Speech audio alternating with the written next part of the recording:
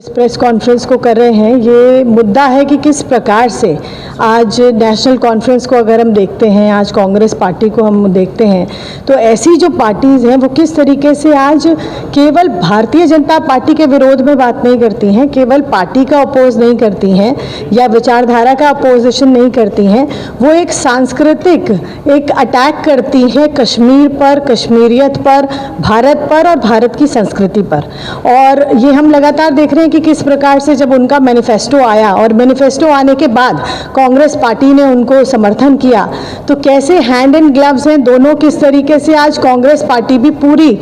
उनके साथ मिली हुई है। उसमें बहुत सारे मुद्दे आप सबके सामने आए ही हैं कि किस प्रकार से अलग झंडे की मांग है, किस प्रकार से उसमें धारा 370 वापस लाने की बात है, कैसे वो लगातार अलगाववाद को बढ़ाने की बात वो करते हैं। तो मुझे लगता है कि आज कांग्रेस भी उनसे इन सब चीज़ों पर मिली हुई है। लेकिन सबसे शर्मनाक बात यह है कि आज जो हम बात करते हैं कश्मीरियत की, हम बात करते हैं कश्मीर में संस्कृति की, भारतीय संस्कृति की जब हम बात करते हैं, तो आज उस पर भी एनसी जो है, जो नेशनल कॉन्फ्रेंस है, अब्दुल्ला परिवार की जो पार्टी है मैं कहूँगी, वो उस पर भी अटैक करती है, उसको भी नहीं छोड़ती है। हमने देखा कि किस प्रकार से 30 साल पहले, और 30 साल से भी ज़्यादा इस बात को हो गए हैं, 3 दशक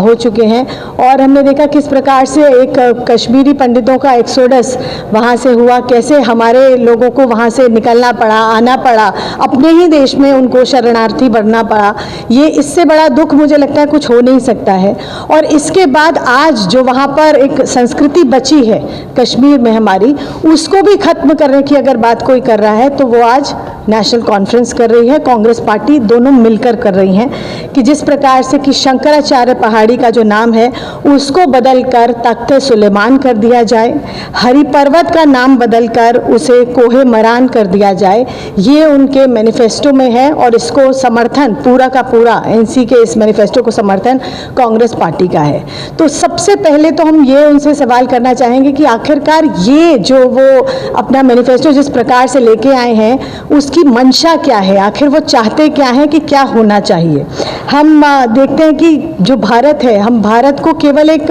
भूमि का टुकड़ा नहीं मानते हैं, केवल ये नहीं मानते हैं कि एक देश है, हमारे लिए एक विचार है, एक सभ्यता है और एक जीवन शैली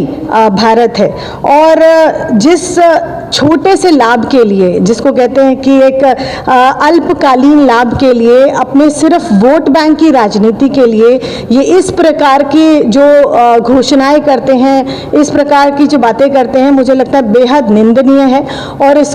पर जवाब देना चाहिए हमारे पूरी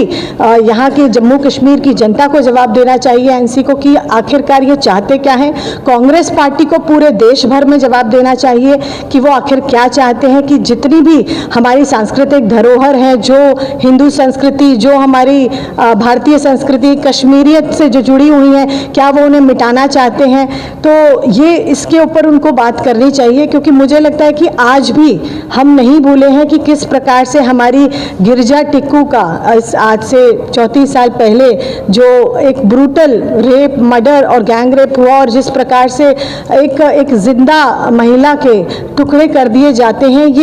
ये ऐसी घटना जो हुई उसके लिए उस वक्त सब चुप थे। उस वक्त जो ह्यूमन राइट्स था वो भी चुप था, उस वक्त जो सरकारें थी वो भी चुप थी, और उस वक्त मैं कहूँगी कहीं ना कहीं मीडिया भी चुप था, उन्होंने भी वो बातें नहीं कही। लेकिन आज छोटी सी घटना कहीं हो जाती है तो सभी लोग बहुत सोशल मीडिया, ब्रॉडकास्टिंग सभी पर आ जाते हैं। लेकिन ये जो एक जो हुआ है कश्मीर वैली में, जो ऐसी घटनाएं हुई हैं और हमारे भाइयों बहनों के साथ ऐसा हुआ है, उसको कभी भी पूरा मैं कहूँगी कि जनता यहाँ की भूली नहीं है। और जो लोग इसको बढ़ावा देने की कोशिश करते हैं, आतंकवाद और अलगाववाद को बढ़ाने की कोशिश करते हैं, जिनको इससे फ़ायदा है उनको आगे कोई फ़ायदा नहीं होने वाला, क्योंकि भारतीय जनता पार्टी के लोग जो हैं वो, और जो हमारे कैंडिडेट्स हैं और जो जनता है मैं कहूँगी कि जम्मू कश्मीर की, वो समझ चुकी है कि आखिरकार कौन यहाँ डेवलपमेंट की बात करता है, कौन ये बात करता है कि कैसे हमें हमारे लोगों को आगे नौकरियाँ मिले, कैसे यहाँ पर रोज़गार पैदा हो, कैसे अमन आए, चैन आए, कैसे यहाँ पर जिसको हम धरती पर स्वर्ग कहते थे कश्मीर को, तो वो धरती पर स्वर्ग को किस प्रकार से वहाँ पर एक धरती पर नर्क के तौर पे उसको बनाया, कि वहाँ पर आप कहेंगे कि पूरी खून की नदियाँ वहाँ बह रही थी, उसको कैसे अमन प्रकार से हमारे जो नेशनल कॉन्फ्रेंस ने हमारा जो अपना मैनिफेस्टो जो लेकर आए हैं वो केवल मैं कहूँगी कि भारतीय जनता पार्टी के कुछ विचारधारा के विरोध में नहीं है, या केवल वो